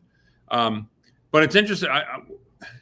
Would anyone be so averse to putting in like if he's got the room, to putting in a multi-band vertical, ground mounted with radio? Yeah, I don't sell those. Well, there's that. There's always a gap tighten. You can put that in. Well, the only reason I say that is because look, broadcast antennas, which are low band, right, like AM radio antennas, right? They're all verticals, they're towers, right? So I've often, and I say that I'm kind of, because I thought of that, I was like, I've had this idea to try to get it, just to put in a ground mounted vertical and see how it would do. But the thing is, like, like to go along with I forget his handle already. Arnold is talking about using like metal roofs, and he doesn't want to invest money into something to find out it fails, right? So I'd hate to go out and drop a couple $100 on a vertical antenna, put it up, put out all the radios, and then get on the radio and find out, wow, this thing's it's like a dummy load. So I would, it's something you have to look into and plan out and design, but that's going to happen to you in your ham radio career too, by the way. Oh, it's happened more than I. Yeah, you're gonna go out, you're gonna spend a bunch of money, and you're gonna and then you're gonna come home and put it on a shelf. I'm with you. Been there, done that. You have off the microwave. So anyway, I just wonder how that would work. Again, you need space for someone. You got to spread those radials out. So you need. Well, I think the key phrase there is he's a new general going for extra with no HF rig. So. Right. If you're going to get out there on HF, before I dig a hole and pour a bunch of cement for a vertical, I would just put up a wire antenna. Yeah, see what happens. Yeah. Oh, hey, then what's wrong with picking a handful of bands, making some dipoles, and get a good old fashioned antenna switch and just switch between them? You can do that too. Yeah, and that's cheap. Might take a little bit of time to get them all up. Yeah. Guys, I would like to thank you very much for your input, and I think it's tremendous. Bike Tour, I would offer only one thing in addition to that. So again, going along with Chris and presuming that this is a base station we're talking about, not for portable use or mobile use, I would say go along with those suggestions. They're fantastic, but I would implore you, if you're able to, even get a tower. even if it's just a 30-foot TV tower, that becomes the heart of your station. Now you can put an antenna up top if you want. You can put wires off, and it becomes a place where all your coax cable goes up and connects to your connection to the outside world. Use any of these antennas we've talked about. It gives you some flexibility. It gets you into the game. A TV, and you'd be surprised, like a 30-foot TV antenna, you could probably pick one up fairly inexpensively on a used market in good condition. They're usually pretty well made, that they last for years.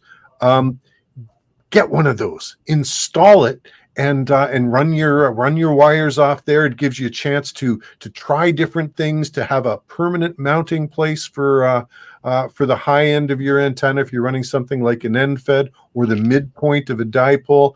It just opens up all kinds of doors and gives you the opportunity to use an antenna the way it was designed to be used, not down low but up high. So that would be my.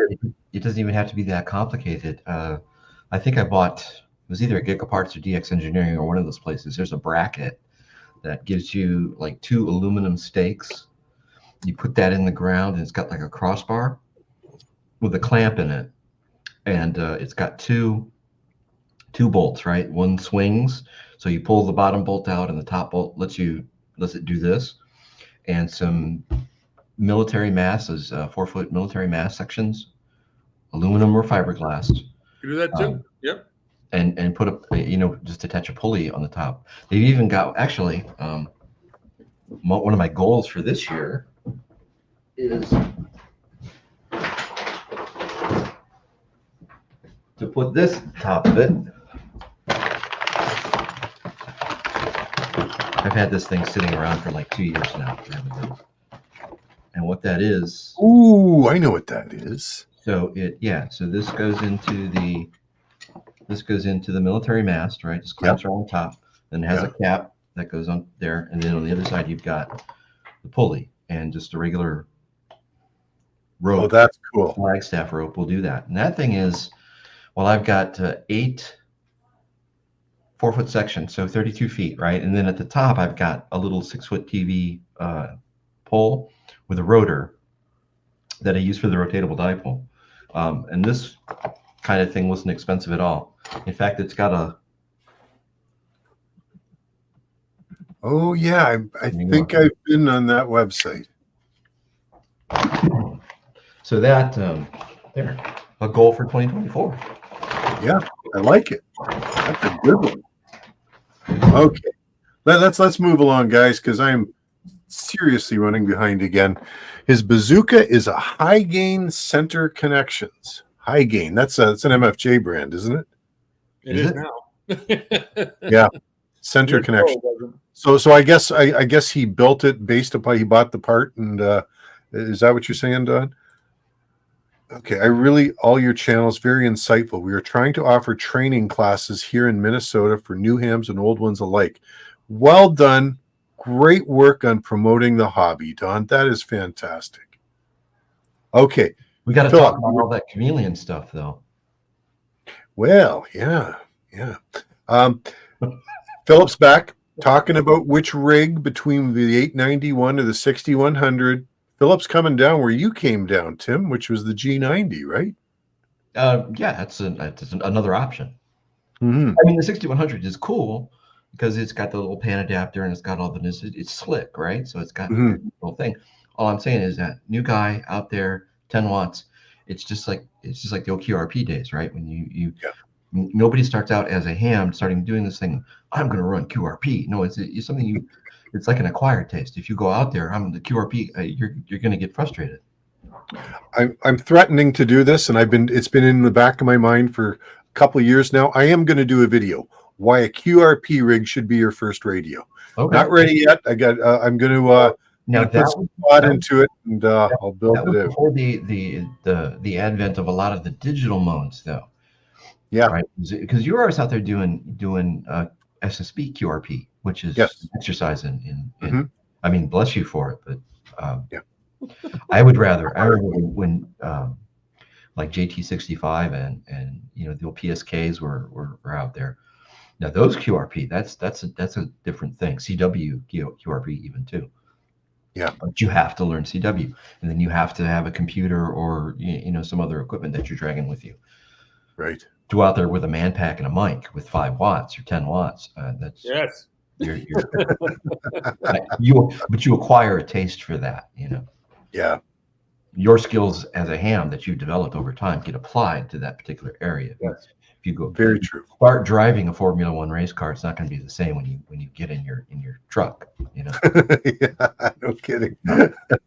Okay, let's move along, guys. Don, my 17-foot stick chameleon, I have worked North Africa and Cyprus on 15 meters. Sure. Great job. Yep.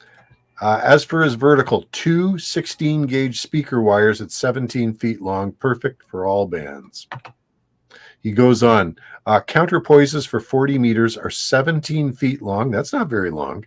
And for 160 meters, uses 50 feet of speaker wire. All right. Hey, listen, we got Douglas V, amateur radio and more. I think he called on both. I think he's referring to both radios, both 891 and 6100 here. But he goes on to say he's looking at the 705. Interesting. I wonder how that 705 does a lot of cool stuff, especially with transferring a lot of the data. I know that you can send. Do you remember the old slow scan TV days? Yeah, sure do. Well, now you can send like photographs back and forth over like the 705. They have an option for that. It's really cool. Right. That is cool. After the apocalypse, we're going to be like swapping memes over HF. That's right. Okay, Don from Minnesota again. For metal roofs, use 3/4-inch PVC pipe. Wrap speaker wire around 4 tubes and 100 feet of wire, and will tune nicely for upper single side. Okay. That's interesting. I guess I'd have to see a diagram to really figure that one out. Do you know where he's going with that, Tim? No. All right. Well, see it though. All right. What else we got here? VA3DLO. So this is Don from Elliott Lake in Northern Ontario. I use sealed lead acid all the time. I buy all sealed lead acid battery for the solar kits he makes. And I guess too. Maybe like, Yes. Yeah. Yeah. It's a workout too, for sure. Which way is the gun show? G90 here eats about 4.48 amps receive. That's not bad. That puts it in the class of the FT817 with a lot more technology built into it. I know a guy on YouTube who did a lot of work surrounding usage of power on receive. There's some really out there. Yeah. Anybody whose name comes to mind? Some foreign dude. Foreign. Oh, you got to watch for those guys. All right. 105 Canadian plus tax and shipping for a 28 amp hour battery. Yeah. Now with SLA, boy, we could have a conversation about SLA because I've had a lot of conversations. I've had a lot.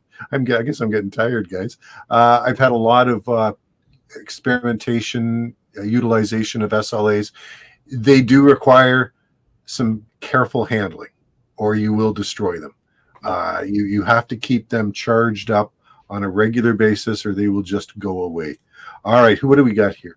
What are the names of the guys? This is Douglas V. Amateur Radio that do Canadian Prepper podcast. Sorry, I've heard Canadian Prepper. I've heard that guy too. Yeah, there's a guy out west who does that. I don't know. I don't know. I'm not really into that. Well, not against it. Just what's not stopping you? What's stopping me? Life, too many other things. I'm teasing. That's a whole lifestyle thing. Yeah, it is. It really is. And I, if you knew my wife, you would understand why I don't go more gung ho into stuff. I understand completely. I understand completely. Some of us just sail solo, so we do what we can. Yeah. Hey, Don came back. Remember we were talking about Gearoid and, getting a 710 and which antenna. So Don says match your rig to your antenna first. If resonant antenna, then a 891 is great because it doesn't have a tuner, doesn't need a tuner. If you need a wire antenna, then a 7300 or older HF radio would be a good call, or even a Yaesu 991A. Now, I want to share a little story with you guys. I may have mentioned this one before, but I used to sell hi-fi systems back in the day in the 80s, and everybody would come in and they'd want the receiver with the whiz-bang flashing lights and all the other goodies, the big S meter and everything else that's on this thing, and they'd go and they spend most of their budget on that, and they wouldn't spend hardly anything on the speakers, which of course was completely opposite of what you wanted to do. We're fortunate here in the ham radio hobby that antennas cost a lot less comparatively in the equation than a good set of speakers does when you're buying an audio system. But still, guys are so focused on the rig. The rig is the thing, right? You have that nice box sitting on your desk. Come into the house, they don't look over and say, "Wow, nice speakers." No, you want. That's right. I want the Nakamichi Dragon that was in the Paula Abdul video. Okay. Yeah. So there's a lot of emotional investment that goes into buying a radio. So if Gearoid has identified the 710, it's because he's taken a look around at the rigs and sort of like, ooh, that one looks really nice. So that might be a hard deal to break, even though there's nothing wrong with Don's advice here. He's making some good suggestions, but there's always that emotional attachment to whatever radio that you tend to be running. And the main thing is, as we all know, and we've said on this channel a bunch of times, is that it's all about the antenna. Yeah. It is all about your antenna. What we don't know about Gearoid, though, is the context. Right. Like very true. Right. Very true. Right. There's more to the story. Oh, yeah. Okay. He may have taken care of that. Like you said, he may have taken care of that and decided on the 710, which is a cool radio. There's no doubt about it. Yeah, absolutely. Hey, Don from Northern Ontario is coming back. If you're buying China radios, buy 2 of every China radio. Have 1 in a box, new. Hey, I think I know a guy who does stuff like that. If first China one fails, back up on hands. Yeah, it's an interesting point. Have you ever taken that nice radio out of its box? No. Okay. Told you I'm flying solo. Just asking. There's only 24 hours in a day, and I usually sleep for 7 or 8. Yeah, I know. It can take all of 5 minutes to take something out of a box and make sure that they actually didn't just ship you something that's like a that, yeah. Oh, okay. When you say take it out of the box, it means turn it on and do all that. No. All good. I'd love to do that. Okay, my Kenwood, Don again, Minnesota. My Kenwood 480 and a Chameleon 17-foot vertical antenna, 25 feet of cable. All can be connected and set up in less than 10 minutes. That's a huge thing, especially when it's minus 20 or whatever out. You don't want to be messing around with that stuff. So no, it's all about getting trained on your gear. You have the best gear. You can have the best gear in the world, but if you're not trained, if you don't train with it, Yep. Okay, look at this. 0 wait time for a returned radio from China. I don't know what that means, Don. Maybe you've got something further on down about that. Well, okay. Sorry? I was going to say, I think he means that he doesn't wait for a return time from China. Oh, so he just pretends that there's no, forget it. You're not waiting. No, I think when you buy from like Radio Oddity or something like that, local or here in the States, that if you go on AliExpress and buy one, you might have a different story. Right. Okay, what else we got here? I think we're talking about 891 pricing here. So Douglas V says 679, so that jived. Okay. Don in Minnesota says he would always recommend a 20 amp hour Life PO4 battery for any remote ops. And I would suggest at this point in the pricing scale, why not just stretch for a 30 amp hour? Unless you're really looking to get the most compact package possible, a 30 amp hour isn't that much more expensive than a 20 amp hour these days, I don't think. Mike, N2MAK, my first radio was a G90, and when I had an issue, okay, this is it, Radio Oddity replaced it. I liked it, but sold it when I got the 705. He was more interested in all band, all mode. Thank you, Mike. Good information. And the reason why I say that, I think that's the Chinese business model. Like when something breaks, they'll just send you a new one. Okay. It's like that with, well, one of my 3D printers is Chinese. And whenever I had a problem, I just called them. They sent me a new part. Yeah, just send you a new one. Yeah. Okay. Guys, I am never going to catch up. Okay. I'm just scrolling and scrolling. This right. has been amazing. Oh, Well, fantastic. there's a lot of chatter going back and forth, so that's good. Yeah, it is good. Now I got to go back. I mean, oh, jeez. I got to find my place on this list again. Wow. Roof angle. There we go. I'd help you. I don't have access to the chat, though. Yeah, I don't know why that is. You can't see the comments, Tim? I can see them. I can't reply. There Right. we go. Okay, so Don is just chiming in. 30 amp hour in Amazon is $120 US. I had something come into my feed, Don, on Amazon. It was a Eco Worthy or something was the brand name, and it was 135 Canadian. I almost bought one. I've got a 30 amp hour sitting right here. It was a 30 amp hour Life PO4 for 135 Canadian. Well, if it's 135 Canadian, this was last week, it's probably going to be, given the disparity in the dollar, you're probably going to be able to pick one up for about $100, I would think, in real dollars. Okay, let me see here. The 6100 might be a better option. This is Mike N2MAK if doing a lot of hike-in activations or even travel.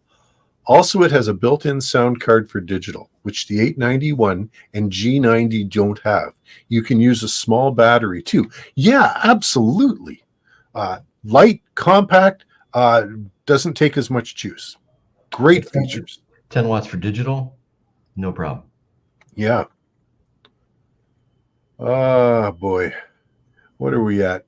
Guys, I'm not going to fib. I'm running out of voice. I'm literally running out of voice. So we're probably going to have to pull the plug. And my most humble apologies to everybody here who has left us comments. Thank you very much. But and my day starts early in the morning, so I gotta pull the plug. This has been fantastic. Guys, I've really enjoyed this. Why don't you just scan down, pick a good one, and we'll do one more, and then I know that suntan, your time in the sun there has wiped you out. So the suntan, just so people know, I haven't been down south on vacation. I have put more time and effort into trying to get a good video feed from my location, and nothing is working. It's a bad lighting, bad camera. I have not been able to get it figured out. Here's a great comment. Look, okay. You said find a nice comment. Here's one. I found the best one. K6YYL. Hey, Kim, thanks for joining us. It's really, really nice to have you here. But the best comment says, I agree with Tim. Yeah, I haven't found that one yet. I'm still looking for it. I did see one go by. I don't know if he's talking about you or somebody else. I'm going to assume. I think I just skipped right over that one. Oh boy, let's see if there's any. Okay, Richard E, will you all be participating in Winter Field Day? I think Tim said something about can't wait to get out there, but I am going to be out for Winter Field Day. I'm going to be out with my buddy Tom VE3TWM. Tom did the chicken wire video with me that I released earlier this week. We're going to be running 100 watts from an N9 SAB antenna. And I want to have a station that's going to be heard. So I think 15 meters is probably going to be a good place to look for me. And let's hope we can make a contact. I got my seal blubber. My mucklux. All right. What do I have? I got a rifle for a polar bear in case I run into one of those. Well, I can tell you right now, yours truly will not be out doing anything on Winter Field Day. No. Yeah, I guess that's not really an option. It'll be from the basement, and I'll be running. I'm not doing anything. 1B or something like that. You guys you all go out there and have fun. Yeah, I'm cool for that shit now. It's just this is a rough one. No. Hey, Tim, somebody had asked earlier, who's the Canadian prepper? Nathan is the guy in Saskatoon, Saskatchewan, who has a survival preparedness store. Yeah, that's the Those guy. YouTube videos on his channel, Canadian Prepper. There you go. Hey, and I always like this. You know, I'm skipping by a bunch, and I apologize. Cody K3KLB, thank you very much for dropping by. Anybody that I haven't had a chance to recognize, please thank you for dropping by. Murphy Barrera, thanks for dropping by. Do you like Wolf River Coils for On the Go Ops? Chris has already made a comment that he likes it. They're good. Yep. And that's it, guys. Looks like Cody's going to be using an N9 SAB antenna also. You see a little good choice. Hope it works. Yeah. Of course. What do you mean? Hope it works. Of course it's going to work. Hope it works. All right, guys. Everybody watching, thank you very much for joining us. It's been fantastic. Really appreciate it. Never got to any of the content that I had prepared, and that is 100% okay by me, because we got to do something which was even more fun, which was interact with all of you. Yeah. Thanks so much for showing up. And we do this stream every month.